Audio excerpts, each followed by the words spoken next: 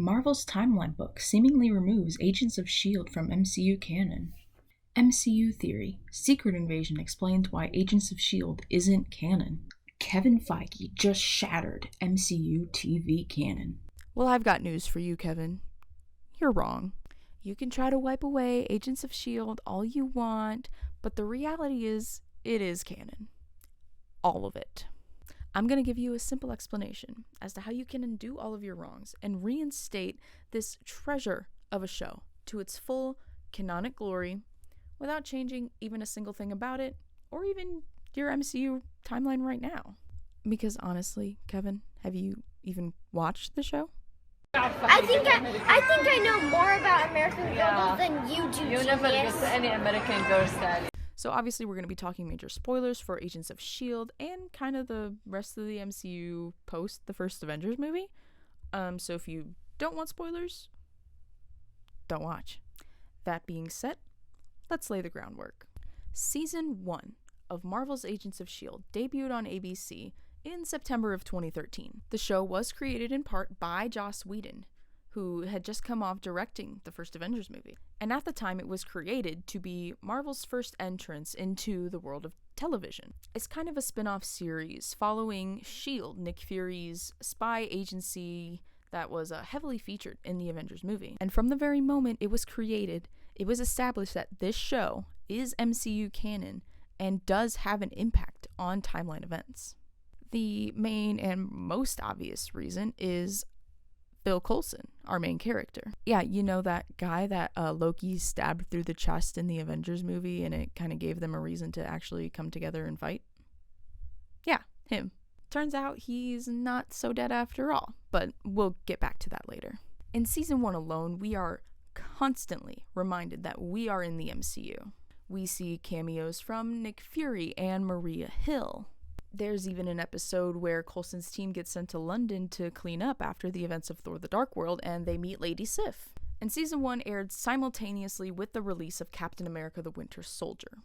And if you somehow haven't seen the Winter Soldier, one of the major plot points is that Steve and Natasha uncover that Hydra has infiltrated S.h.i.e.L.D. at every single level thanks to an algorithm built by Arnim Zola post-World War II.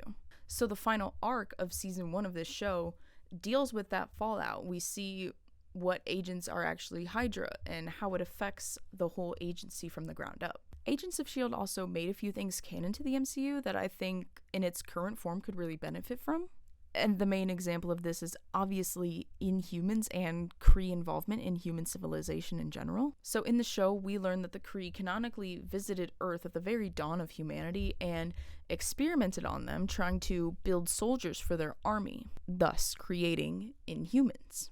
So the Kree eventually abandoned them when they became too powerful, too hard to control, but the Inhuman gene carried on for centuries through generations.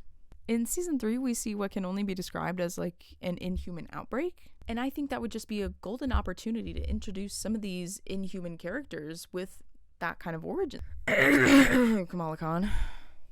Seriously, Kevin, it was the perfect opportunity to introduce your character, already have an origin, and recanonize Agents of S.h.i.e.L.D. as a whole. But I digress. Anyway, throughout later seasons, references to the MCU get less frequent, but they're definitely still there. We see the helicarriers being deployed to save the people of Sokovia at the end of Age of Ultron. It's implied that Coulson was behind the manufacturing of those. Of course, like a lot of other MCU projects, we hear references to Civil War and the airport fight. We knew this was going to happen sooner or later. Cap, Agent Carter, they were my heroes growing up. Both of them were there at the beginning of S.h.i.e.L.D. Now we may be there when it ends. There's even a brief plot point about whether or not some of the Inhuman agents should be signing the Sokovia Accords. But like most plots dealing with the Sokovia Accords, it just kind of goes nowhere. Seriously, is that ever going to have an impact on anything? But the MCU connection I'm going to focus on the most for the point I'm making in this video is going to be in season 5. So there was a moment leading up to this final arc of the season where Thanos is mentioned by name to the main antagonist. What are you saying?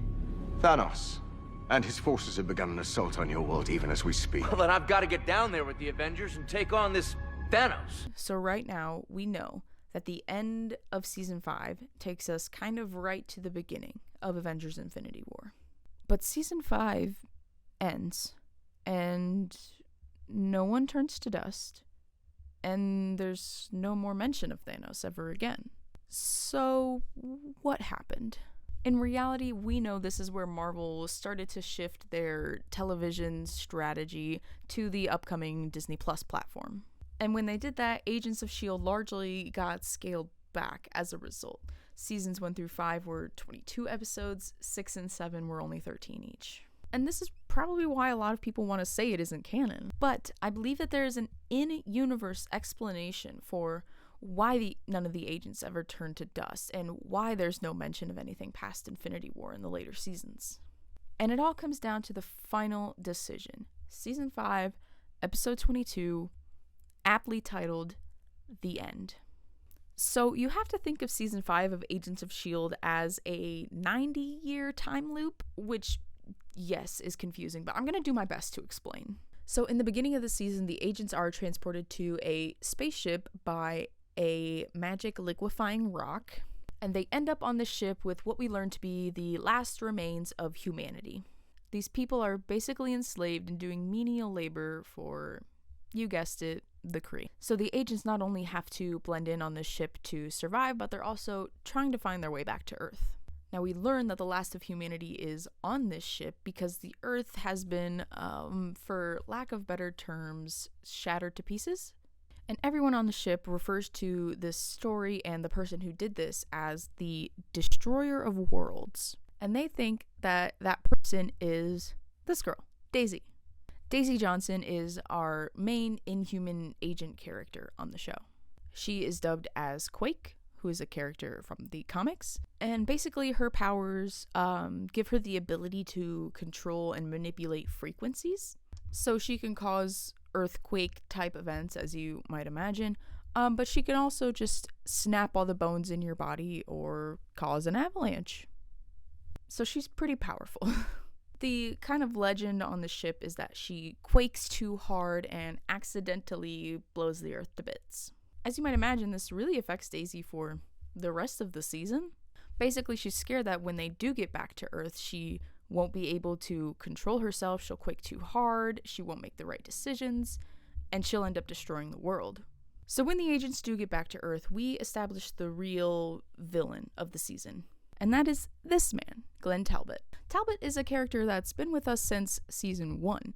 He's usually the government, military adversary to the agents. They have teamed up even on occasion, kind of begrudgingly. Him and Coulson have sort of a frenemies vibe going on. But in season 5, Talbot isn't doing so well. He is recovering from a pretty serious brain injury after being shot point blank in the forehead by an evil robot clone of Daisy. And basically, he's frustrated with his recovery. It's taking a long time, he doesn't feel like he's getting any better, and he can tell it's kind of hindering his relationship with his wife and his young son. So his motivation is that he is willing to do anything to get back to the point where he can be a husband and a father. But he doesn't exactly take the right path. So another plot point of the season is Dove Cameron, when she still had this face. She plays this character called Ruby, who is the daughter of a very high-ranking Hydra agent who has been disguised or infiltrated the US military. And basically Ruby is genetically engineered in a way to be this sort of perfect Hydra warrior. I don't know if I'd call it prophecy, but her mother kind of believes all these stories she was told as a kid, and she has this big plan for Ruby to somehow get these powers and become this perfect warrior. Anyway, her plan is to infuse Ruby with a magic element called gravitonium. Ruby intakes only a fraction of the amount of gravitonium she was supposed to, but her body cannot handle it. And we see her kind of have this breakdown. She accidentally kills her boyfriend, and then one of the agents has to kill her. And so after all of that and seeing how that went, Talbot goes, "Well, why don't you let me try it? I think I could do it better." So he gets in the infuser, and he intakes the full amount of gravitonium. And he steps out of the machine, and at first he seems fine. He's a little off, but he's been that way since his brain injury, so they don't think much of it. But I think because of the gravitonium and because of that brain injury and him not being 100% there in his head still, he is slowly succumbing to the effects. And it kind of manifests as like an addiction for him. He keeps believing that he needs more, that he still needs to be stronger. And so when he hears about Thanos, he kind of kicks the crazy into high gear. He goes on a mission in an attempt to dig up parts of the earth in search of more and more gravitonium. He wants to absorb any amount he can and be the strongest he possibly can be to go then take on Thanos. And this is kind of what leads up to our final battle in the season finale. But there is a decision to make before they can take on the fight, because Phil Coulson is dying. Let's back up for some context here. So remember how I said that Coulson didn't actually die in the Avengers? Well, that is true, but also not true. Coulson was dead, and his main character arc in season 1 of Agents of S.h.i.e.L.D. is trying to find out how he was brought back. And just like the Inhumans, it kind of all leads back to the Kree. So we learn Coulson was in charge of running this S.h.i.e.L.D. program called Tahiti. Yes, that is an acronym. No, I have no idea what it stands for. Now, specifically, this was a program meant to heal and bring back a, quote, mortally wounded Avenger. Coulson was running this project, and what would happen is they would harvest blood from the corpse of a Kree that they had, I don't know, but they would inject the people with these critical, fatal injuries with the Kree blood, and they would heal. It would bring them back.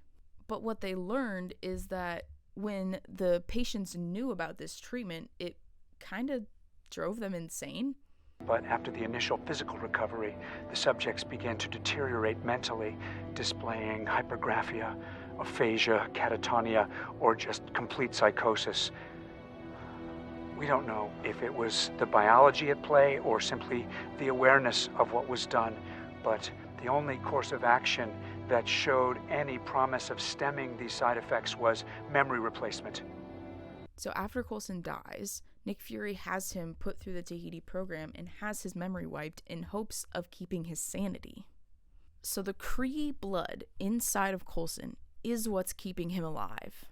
And that is all well and dandy until we get to season 4.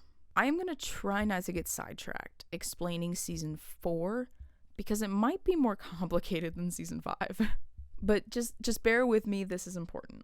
Earlier, I mentioned evil robots.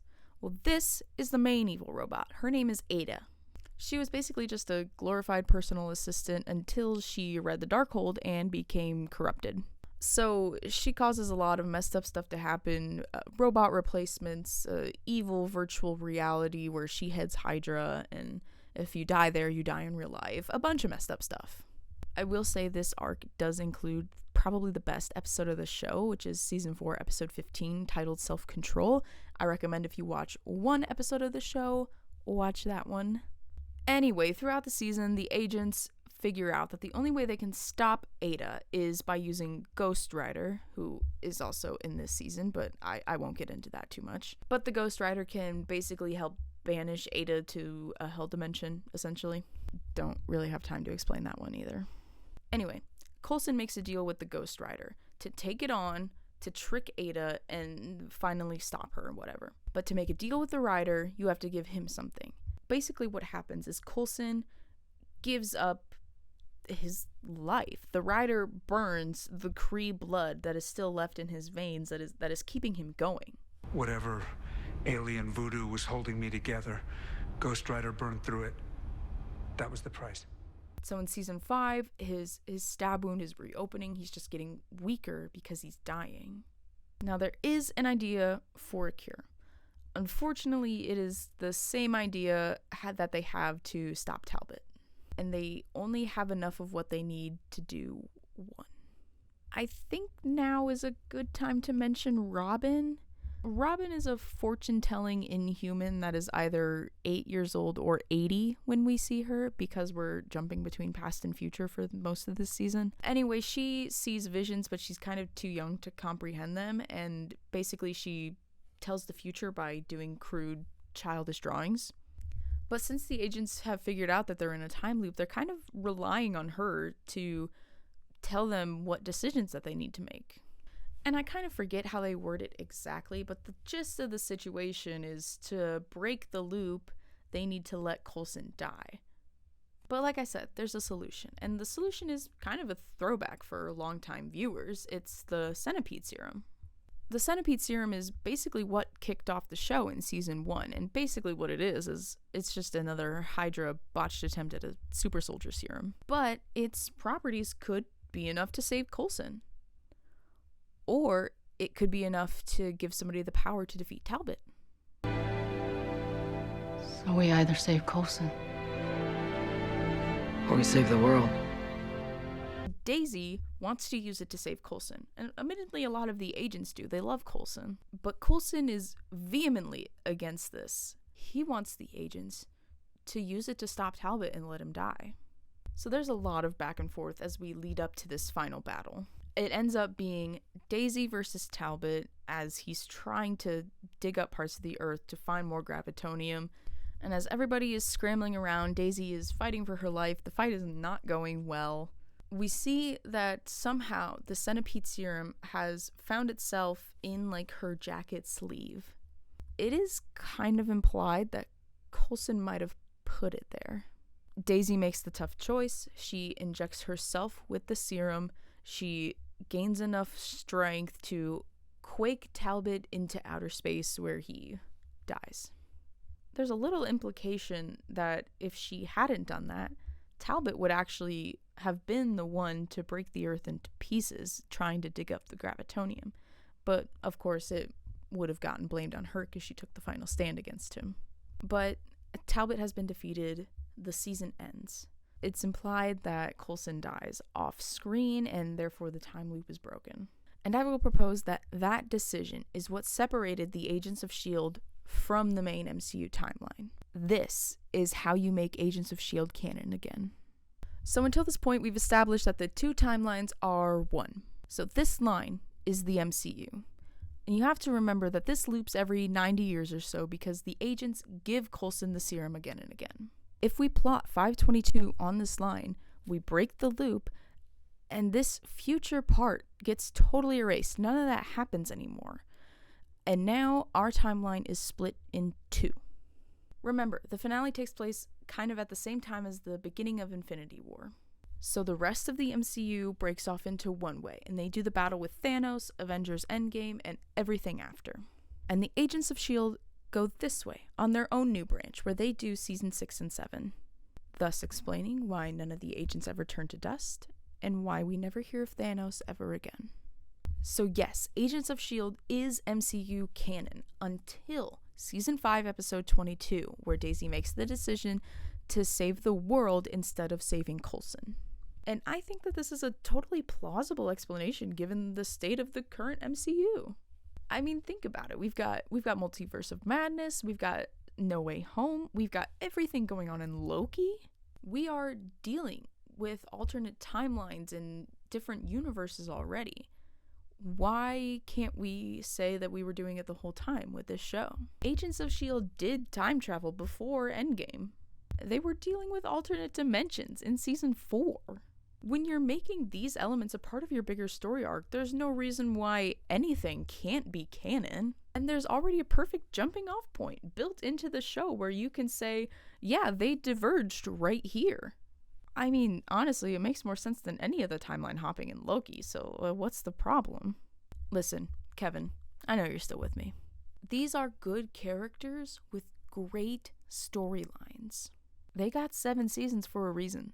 And I know you're not above bringing characters back from previous movies or shows. Hell, the entire cast of the Netflix Daredevil series is now filming your new show.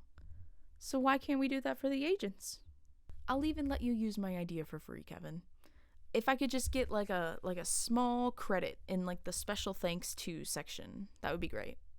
In all seriousness, I loved watching Agents of S.H.I.E.L.D. It was such a great way to expand the Marvel universe in those early stages. The characters were lovable, they were all constantly learning and growing, they had great arcs. And the story was so well written and just like action packed that on my first watch through, there were a lot of moments where my jaw genuinely dropped. Like I said, if you can bring other characters back from the depths of decanonized hell, why can't you do it for my agents, Kevin? Just think about it, please, and give me a call if you have any questions. Thanks for watching.